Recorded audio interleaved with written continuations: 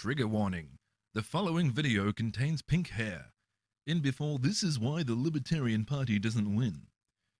In a recent poll of why Trump was elected, the #1 choice was surprising.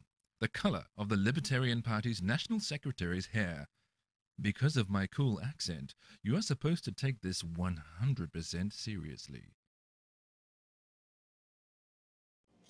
It's that time of the week. Hello everyone, it is my honor to be back chatting with you, pink hair and all, to hope to get you inspired and fired up to get involved with the Libertarian Party and become, in your own way, a liberty activist. Now, I had already shown you some resources on how to get in touch with your state or local party. So how did that go? Do you need some help with that? I would be more than glad to help you or to get you in touch with your regional representative. And one way or another, by hook or by crook, we'll get you involved. This week, I would like to tell you about another resource to get hooked up with other libertarians in your area, or perhaps encourage you to fill this market need if it turns out that you live in a dry and dusty land. This resource is meetup.com, and it is fantastic for finding people with similar interests and activities. So if I go to the Google and I type in Libertarian Colorado Meetup, one word, and hit my fancy pants return key, it gives me a page of very promising results, especially these first two.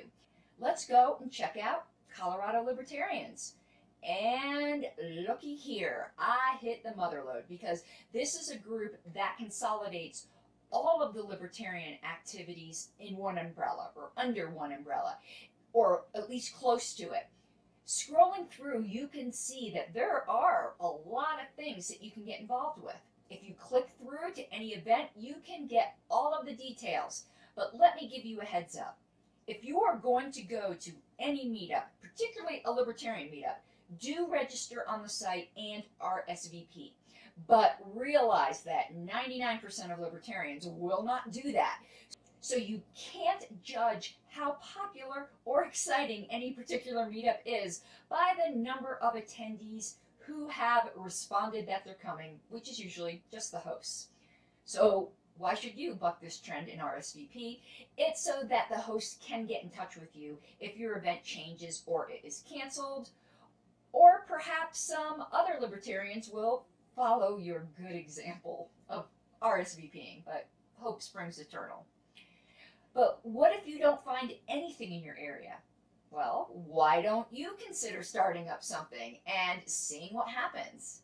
It can be as simple as a social at a local restaurant, or organizing an activist event, a community outreach, let's say in the form of assisting the homeless, or, believe it or not, this is really popular, road cleanups. Who will clean the roads? We will clean the roads. And if it really is tumbleweeds in your area, you may want to consider starting up a county party. That will be covered in the future, so please stay tuned and we'll talk about it in bite-sized chunks. But next week, we will talk about one of my absolute favorite activities, and I hope it is yours as well, and that is outreach booths. Until then, I hope you have an awesome, awesome weekend. See you next Friday.